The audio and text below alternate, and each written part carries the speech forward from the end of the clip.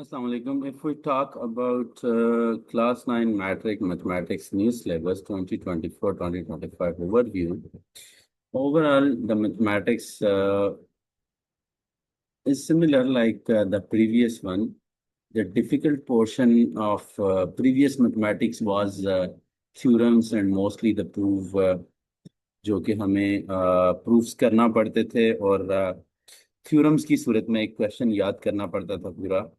उस तरह का मैथ के अंदर से वो एक्सक्लूड करके अब जो न्यू ऐड किया गया है उसको अगर मैं यहाँ पे दिखा सकूं तो अगर हम बात करें रियल नंबर्स पहले भी मौजूद थे, लॉगरिथम मौजूद था, एस चैप्टर 3 था वहाँ पे, सेट्स जो हैं वो क्लास 10 के अंदर मौजूद थे, फैक्टराइजेशन भी क्लास 9 के अंदर मौजूद थी, linear inequalities equations and inequalities. अगर इसकी बात करें तो इसमें लीनियर इक्वेशंस मौजूद था लेकिन इनइक्वालिटीज जो है वो 10th क्लास में था। तो कुछ सिलेबस को उसने अपडेट करते हुए उसको थोड़ा सा अथेंटिक बनाने के लिए और मॉडर्न टेक्नोलॉजी के आजकल जो व्यूज चल रहे हैं उसके अकॉर्डिंग अगर देखा जाए तो उसने इम्प्रूव करने की कोशिश की है। ओवरऑल अगर हम बात करें तो लीनियर इक्वेशंस एंड इनइक्वालिटीज भी इजी चैप्टर में गिना जाएगा। ट्रिग्नोमेट्री ये पहले क्लास 10 के अंदर मौजूद था, अब इसने क्लास 9 में डाला है, तो इसका मतलब है कि आने वाली क्लास 10 की जो बुक होगी उसमें ये डिफरेंशिएशन और इंटीग्रेशन को भी इंट्रोड्यूस करेगा। और ट्रिग्नोमेट्री ओवरऑल इजी रहेगी और क्लास 8 के साथ डायरेक्टली रिलेट करेगी पंजाब टेक्स्ट बुक बोर्ड के साथ। कोऑर्डिनेट ज्योमेट्री भी पहले मौजूद था लेकिन एज फॉर्मेलिटी था चैप्टर 7 प्रीवियस बुक के अंदर। अब जो है ज़रा थोड़ा सा उसने यहाँ पे डिस्टेंस फार्मूला और ग्रेडियंट और उन चीज़ों के बारे में जिक्र किया है। लॉजिक ये जो है ये उसने फर्स्ट ईयर का एक चैप्टर था सेट्स वाले में, जो सेकंड पोर्शन था चैप्टर का, इसमें उसने निगेशन वगैरह और कुछ टेबल्स वगैरह बनाने होंगे, लेकिन ओवरऑल इसमें भी इतना डिफिकल्ट नहीं रहेगा। सिमिलर फिगर्स की अगर हम बात करें तो सिमिलर फिगर्स में अगर एक similarity to calculate different volumes and heights वगैरह, तो we can easily tackle that, उसमें भी कोई इतना बड़ा प्रॉब्लम नहीं रहेगा। ऑन दी अदर एंड अगर मैं इसको मजीद आगे बढ़ाना चाहूँ then I will say here that similar figures will be easy, not problem over there at all.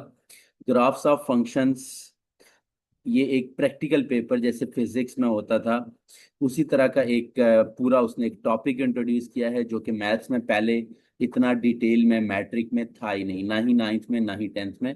हाँ, प्रैक्टिकल में ज़रूर मौजूद था फिजिक्स के अंदर। लोसाई कंस्ट्रक्शन अब ज़रा उसने इसको लोकस के मीन्स पे लेकर गया है और उसकी कंस्ट्रक्शन मीन्स परपेंडिकुलर बाइसेक्टर या इस तरह की चीज़ें आएंगी, एंगल बाइसेक्टर। और जो पहले डिटेल्ड टेंजेंट ड्रा करना या सर्कल्स वगैरह के लिए क्लास 10 में मौजूद होते थे, उस तरह की चीज़ अब नहीं रही है। तो ओवरऑल सिलेबस को उसने काफ़ी हद तक इजी बनाने की कोशिश की है। अगर हम इंफॉर्मेशन हैंडलिंग की बात करें तो यहाँ पे भी डाटा कलेक्शन और लिटिल बिट उसने स्टैटिस्टिक्स को यहाँ पे इंट्रोड्यूस किया है, जो कि पहले 10th क्लास में चैप्टर 6 की तरह का था। प्रोबेबिलिटी इसने एक न्यू टॉपिक इंट्रोड्यूस किया है प्रोबेबिलिटी के लिहाज से। ओवरऑल इसने मैट्रिक को आई थिंक सो कि इसने ओ लेवल की सिलेबस के अकॉर्डिंग बनाने की कोशिश की है। और अगर ये सिलेबस हम ओवरऑल रेट करें तो पहले वाले सिलेबस से बहुत बेहतर बनाया गया है। इस बुक के लिहाज से आई थिंक सो मार्क्स लेना और इसको टैकल आउट करना ज़्यादा इजी रहेगा। बुक को मैंने कम्प्लीटली ओवरव्यू किया है और उसके मुताबिक जो मुझे इसमें कुछ क्वेश्चंस के अंदर एरर्स भी मौजूद हैं, वो जैसे जैसे हम वीडियोस को अगले लेक्चर्स में देखते जाएंगे तो उनके अंदर इंशाल्लाह मैं आपको हाईलाइट भी करवाता जाऊंगा। कोशिश करें कि इसको आप कंसेप्चुअल पॉइंट ऑफ व्यू से लें इन, बिकॉज एज मैट्रिक की बुक्स अगर इम्प्रूव कर दी गई हैं और 9th क्लास की तो 10th की भी इसी तरह इम्प्रूव की जाएंगी, तो फर्स्ट ईयर सेकेंड ईयर भी उसी तरह इम्प्रूव करके कोशिश की जाएगी कि उसको ओ लेवल या आईजीसीएसई के पैटर्न पे जाके कैलकुलेट किया जाए। क्योंकि बेसिकली हुआ ये था कि हमारे पास यहाँ पे कुछ मैट्रिक के टॉपर्स को एग्जाम दिलवाया गया जिस बेस पे ओ लेवल को एग्जाम उनका दिया गया, पेपर्स दिया गया, तो कोई भी पास नहीं हो सका था। तो मोस्टली रटालाइजेशन की वजह से ये चीज़ लाई गई। लेकिन सिलेबस को देखूं तो बहुत प्रिसाइज है, एक्सरसाइजेज छोटी छोटी हैं, तो इतना लेंथी सीन नहीं है। एग्जाम्पल्स को भी हम एलेबोरेट करेंगे, एग्जाम्पल्स के लिहाज से हम टॉपिक को भी डिस्कस करेंगे। और आपसे सिर्फ इतनी सी रिक्वेस्ट है कि आप वीडियोस के साथ कनेक्टेड रहें, और डे बाय डे जैसे जैसे वीडियोस अपडेट होती जाएंगी, या आप लेटर ऑन ज्वाइन करते हैं तो हो सकता है तब तक सिलेबस भी कंप्लीट हो चुका होगा। तो क्योंकि हमारे पास इसके लिए पास पेपर्स प्रैक्टिस नहीं है, इसके लिए पास पेपर प्रैक्टिस नहीं है, तो फिर उसके लिए मैं सुजेस्ट करूंगा आपको कि आप जो टॉपिक्स जिस तरह के मौजूद हैं उनके रिलेटेड जिस तरह के भी पेपर्स आपको चाहिए होंगे एज अ प्रैक्टिस वर्क, मैं वो भी प्रोवाइड करता चाहूँगा।